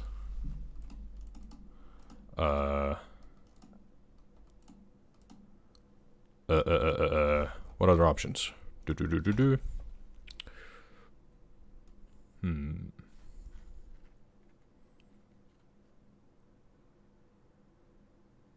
Kobold. Kobold blacksmith? An elf. Yeah, we're low on elves. Yeah, an elf would be nice. Bugbear? Halfling. Oh, God, no. Ah! Hang on.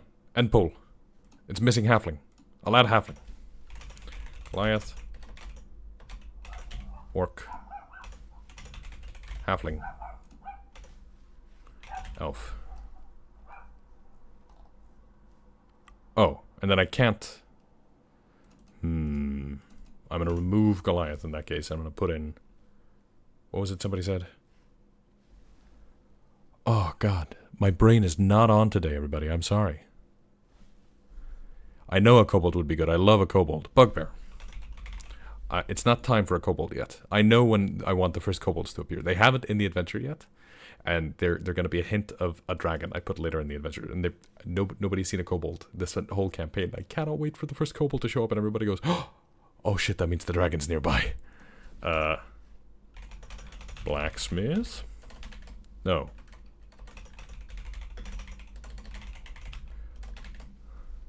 There you go. A duck. Marie Pascal. No. Omathal. A duck. I like the idea. We could put a mallard in. We can go put a Dragonbane mallard in here. Let's put a mallard in charge of the Hunter Society.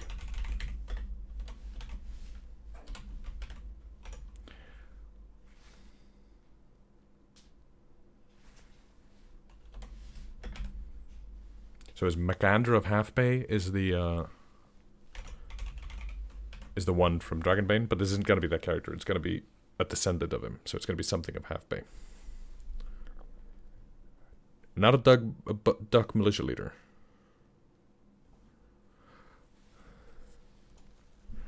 It's between Halfling and Bugbear.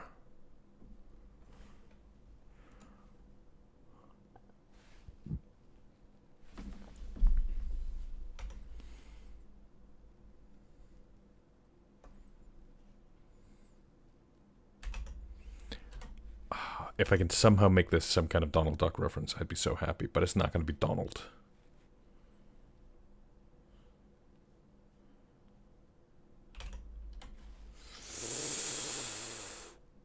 Alright, halfling. Let's do a halfling.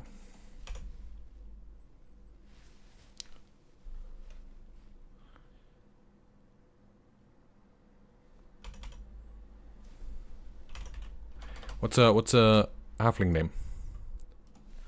Halfling name, everybody. Meanwhile, I'm gonna name this duck. You don't get to name the duck. I'm gonna name the duck. Okay, maybe you can name the duck. I'm gonna go look at duck names in Dragonbane and see what they say.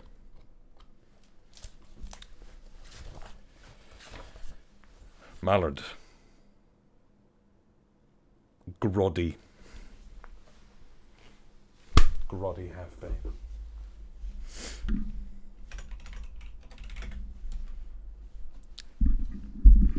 Roscoe. I have a Roscoe in this already, I think.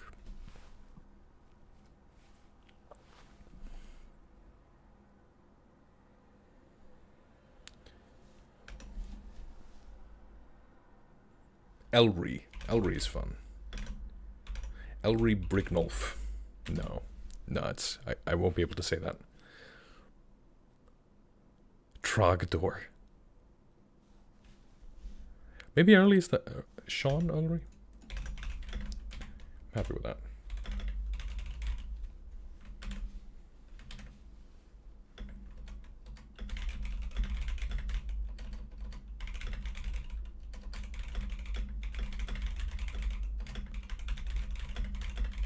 I think he's got a cattle helm on. I think that's hilarious.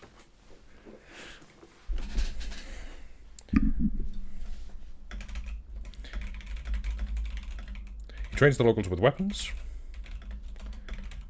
and teaches them how to fight the standard Elmwood threats, Ankegs, and owlbears, mostly. Actually, I'm going to add flying. See, there's a rock that they've seen. ROK rock. I don't think this town fights rocks, mind you, but Wyverns? What's like a bird monster? Mastiff cavalry. What program am I using? Hey, this is Obsidian. Obsidian is a software I made a video on before. Look at that. Wow. It's a video where I explain how I use it, and why I use it, and why I like it. You should check it out. Do-do-do-do-do.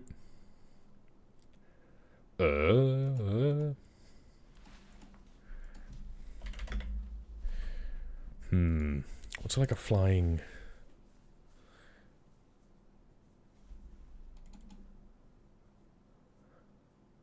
Harpies, yes. That's cool. Harpy, 100%. Good job, Alex.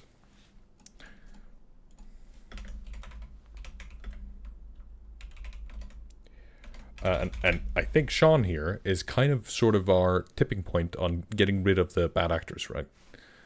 Because while he doesn't subscribe, but you should, to the notion, to the ideals espoused by the hillfolk.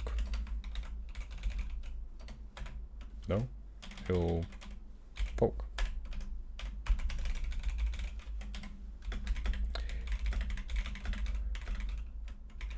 He does believe that they are capable warriors. And he fears what life in Utopia would be like without their might to protect them. Right? So he's like, I don't like the bad guys. But without them, we might be in danger.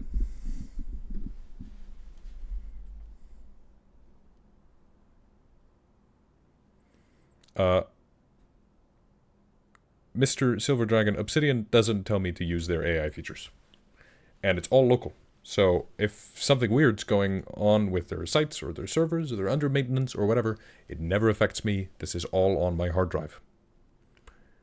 Nothing can take these files away from me. That's why I like Obsidian. I once had all of this on some website, and the website went down, and it was down for months. And then it came online again, and I was like, oh, thank God they fixed it. And then it went down for months again. And I thought I'd lost my entire wiki until some repository pulled it, somebody else hosted it for a little bit, and sent emails to previous users or whatever, and was like, by the way, now's your chance, download it now. And I downloaded my entire vault off of that website, converted it into Obsidian files, and that has not happened since because these are all just text files on my PC. I do not trust any company to host my world for me. They will stay on my hard drive. And I have copies of it on my Dropbox, which sends it to my laptop, sends it to my phone. I have duplicates and duplicates and duplicates. It is the only way I'm able to live with my world being, you know, hundreds of thousands of words across thousands of files. I need it. Anything else I would be anxious of.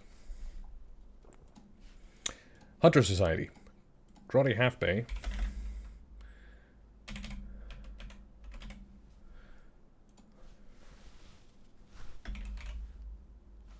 I think I might swap these two. Should I swap them? I think I'm going to swap them. I'm going to swap them.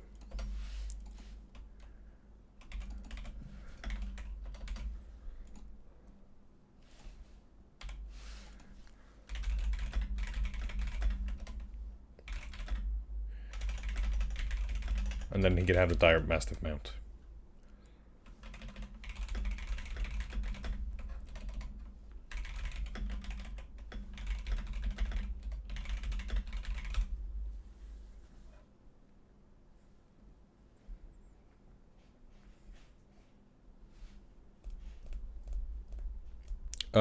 Larger cities, Omadale largely just use the Procgen Arcana thing on Warabao.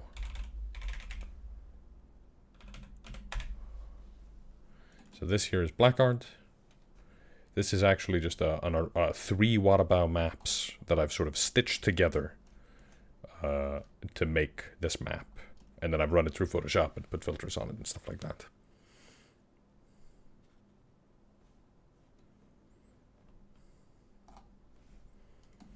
But I have also used I started working on a big city, and it was a lot of fun, and I sort of built it out. But, you know, I found the streets a little big, and any adjustment would take ages, and I really liked it. It helped me believe in the city, helped me think about the city a lot. But, yeah.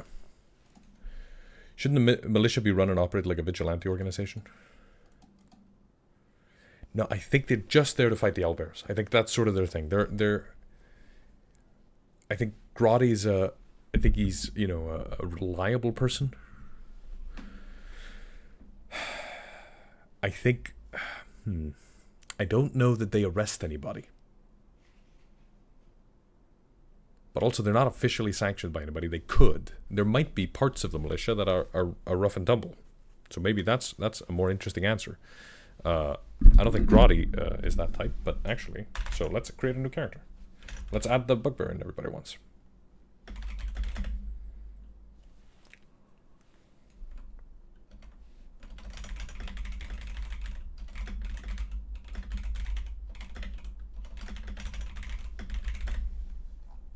There were some fun names here that could have worked for a bugbear.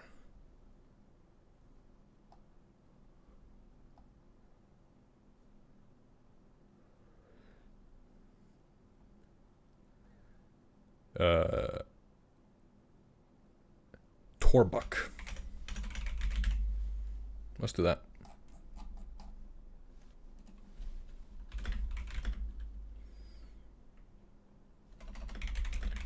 He wants to arrest criminals.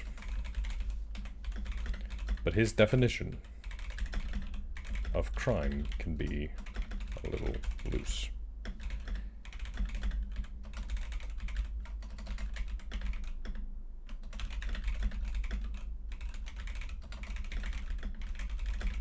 There you go. That's a good idea.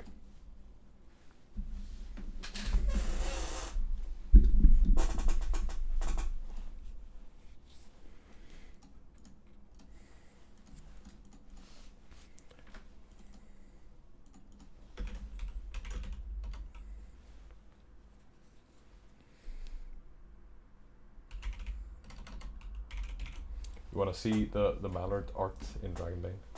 The reason I'm putting this in here, because I want to show my players this. Here he is. Here's McAnter. Hang on, let me put on the main camera. Look at that guy. Isn't that cool? Ah, awesome. 10 out of 10.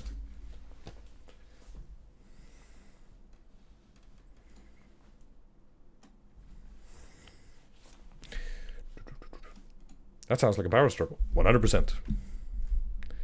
This is the issue of an anarchist society, right? It's also an issue in non-anarchist societies. But, you know, there are all these different factions. They all want different things.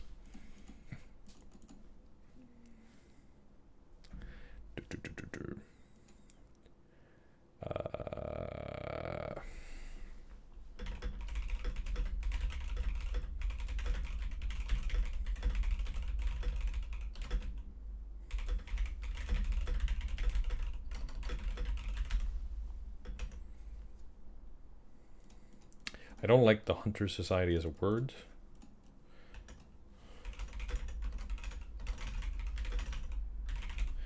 But I also don't know if this place is big on proper nouns for things, you know what I mean?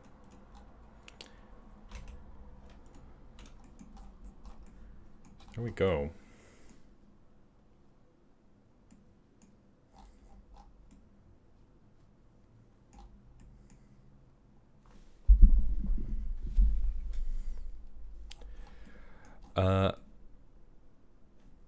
There we go. So now all that's left is to like place a bunch of houses on the map, and that part, you know, you can check out our video on Incarnate. I don't know that I'm going to do that now. We've been streaming for about 2 hours now.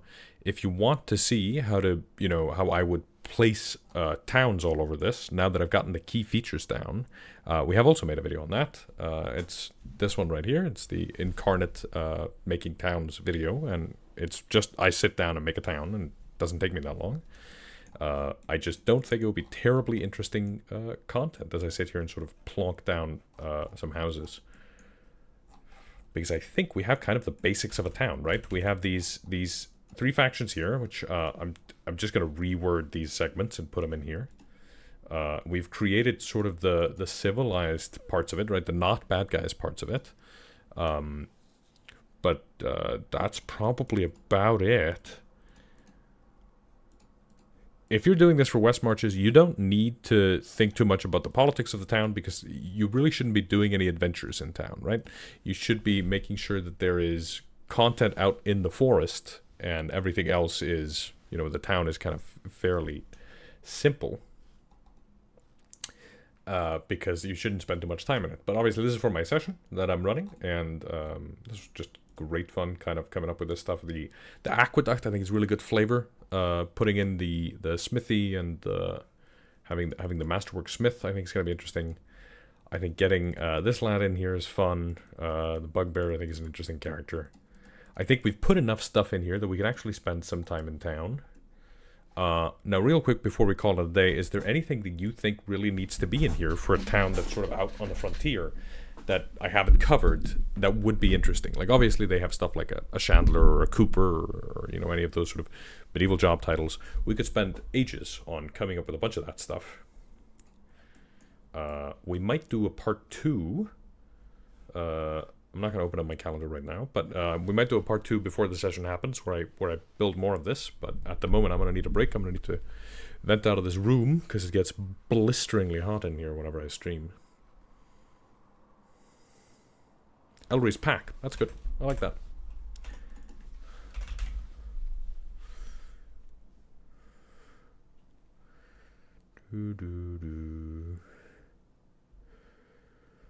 The self-sustaining farming and source of food. I think they mostly just do hunting.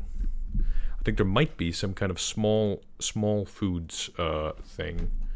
We can put that in here, like spot farm.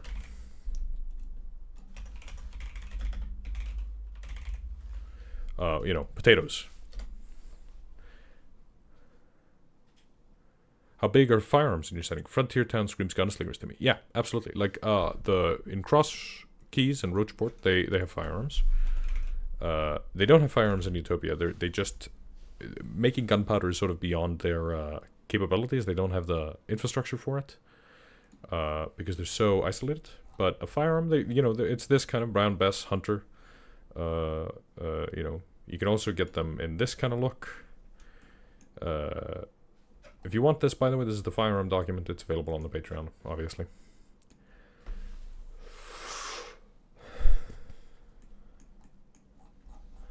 I think it's just this kind of gate. I think, there's some volunteers that are marching the walls. Those are the militia.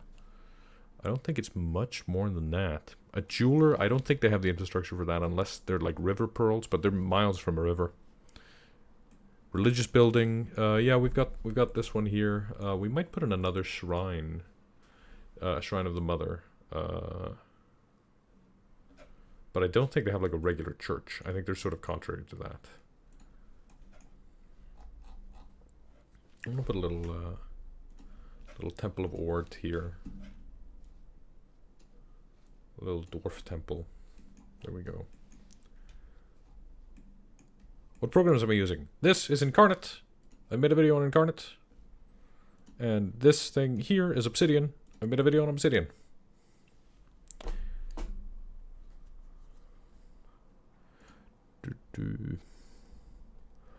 I believe that's it. I think we've sort of covered the basics. I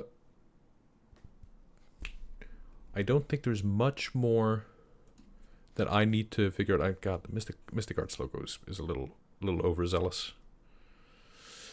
Thank you so much for watching, everybody. This has been fantastic, and obviously, as you know, this channel is run by me and my girlfriend, and if you want to support us directly, I just started doing this full time, and right now there is a discount on the Patreon for anyone signing up as an annual member on the Mystic Adept tier. You can use the promo code ZINE, that's ZINE, all caps, and you will get 30% off your first year as a member, and that will do wonders to help us keep this channel running as I go full-time in content creation and D&D content and streaming and all those things. If that's out of your budget or you're not interested, that's alright. If you want to be especially generous, you can like this video, comment, share, and subscribe, and hit the bell to be notified when we release new videos.